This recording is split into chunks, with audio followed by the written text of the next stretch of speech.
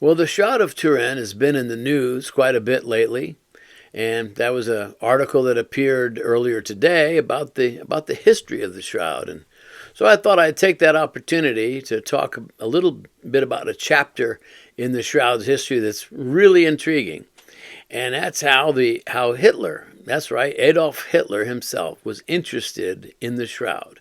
And but just to back up before we talk about that, the Shroud, ever since 1453, has been in private hands, and it was owned by the various kings of Italy, who all came out of the Savoy family, and when they purchased the Shroud in 1453, and they were the owners of the Shroud up until 1983, when it was willed to the current living pope. So, World War II, circa 1938 and 39, it was owned by the King of Italy. Well, here's how this whole thing went down. In 1938, Hitler invaded Austria, and this is in February of 1938. And the first thing that he wanted was to obtain what's known as the Spear of Longinus, or the Spear of Destiny. Now, this is allegedly the spear that was used to stab Jesus in the side, and it was at the Hofburg Museum in Austria. And that's the first thing Hitler did when he invaded Austria, was to go straight to the Hofburg Museum and basically rip everything off and ship everything to Nuremberg, Germany. Now, the interesting thing about the Spear of Longinus, or the Spear of Destiny, was that there was this myth, this legend around it. Ever since Charlemagne in the early 9th century, is that anyone who possessed it would be invincible in battle. So you can imagine that Hitler, having strong ties to the mystical and the occult, thought that he needed to have that spear for his own before he could venture off into his exploits of world domination. And so that happened in February of 1938. Then, in May of 1938, Hitler then visits Italy, and now the dictator of Italy, he was a fascist as well as Hitler, and his name was Mussolini. So Hitler met with Mussolini to strategize how they would be partners in this upcoming war, and one of the cities that they visited, or that Hitler visited, was Turin. And while they were in Turin, Hitler's henchmen started asking a lot of questions about the Shroud, about the Holy Shroud, as it's called, which at that time was in the possession of the King of Italy. And it's knowing that Hitler had just gone into Austria 3 months earlier to steal the Spear of Longinus and other things, made the king a little nervous, a little concerned about why the Führer was so interested in his relic. Well, anyways, on September 1st of 1939, Hitler invaded Poland, and Britain, they declared war on Germany as a result of that invasion, and that was the beginning of World War II. Well, within weeks of Germany's invasion of Poland, the king made arrangements for the Shroud to be moved secretly from Turin to a monastery about 150 miles south of Rome, Montevergine, as it's called. And it was secretly moved. Very few people knew that it was moved out, and this would be in September of 1939, and it was brought to this monastery, and it was secretly encased in the altar of the choir chapel in this monastery, and this is where the monks would gather to sing and pray.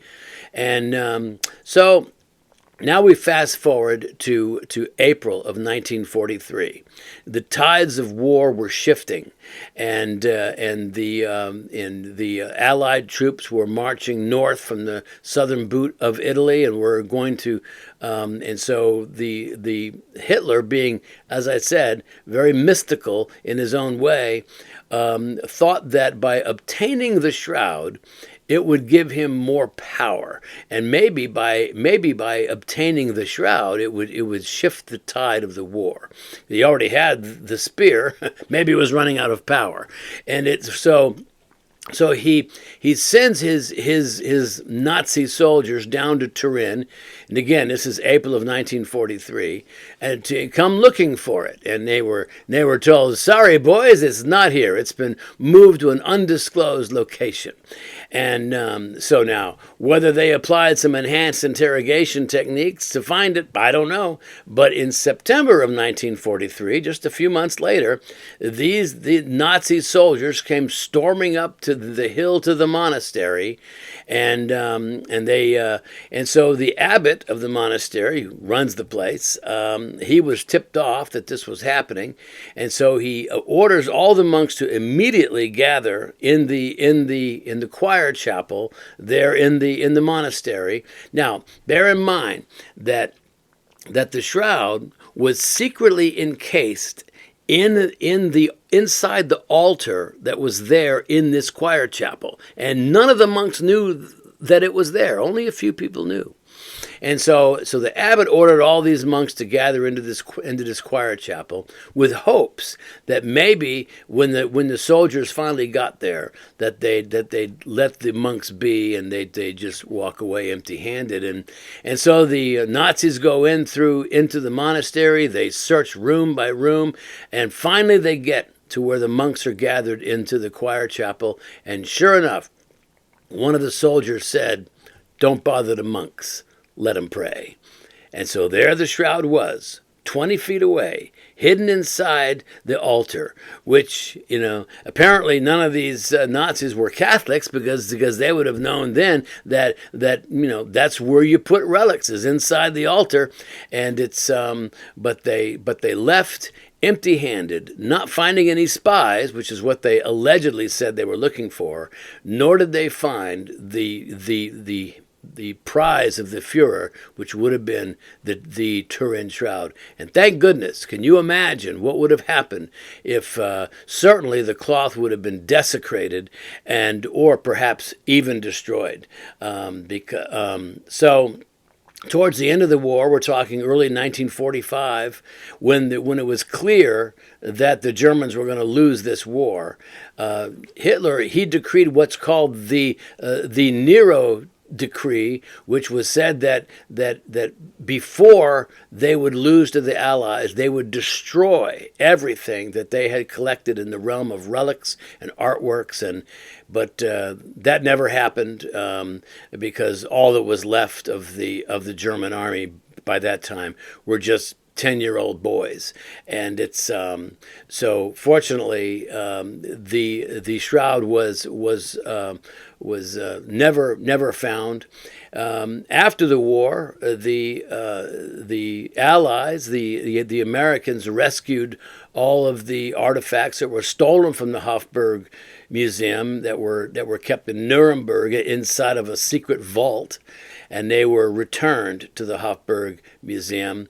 The Shroud, in 1946, was later returned to Turin, Italy, where it remains even today. And so in 1983, the King of Italy willed the Shroud to the current living Pope, and so only since 1983 has it been owned by the Catholic Church. So that's a little chapter in the story of the Shroud that involves one of the most incredible madmen of the 20th century, responsible for millions of deaths. And the Shroud survived and went on to become the most analyzed artifact in the world, with the Shroud itself becoming probably one of the most important emblems of Christianity. And that's just a little chapter in the story of the Shroud. You can find so much more about how Hitler tried to steal the Shroud in 1943 and more about this amazing artifact, relic, whatever you want to call this amazing thing called the Shroud of Turin. And my new book is called Shroud Encounter: Explore the World's Greatest Unsolved Mystery. And you can go to my website at shroudencounter.com. You can also buy it on Amazon or Barnes and Noble. So thanks for tuning in.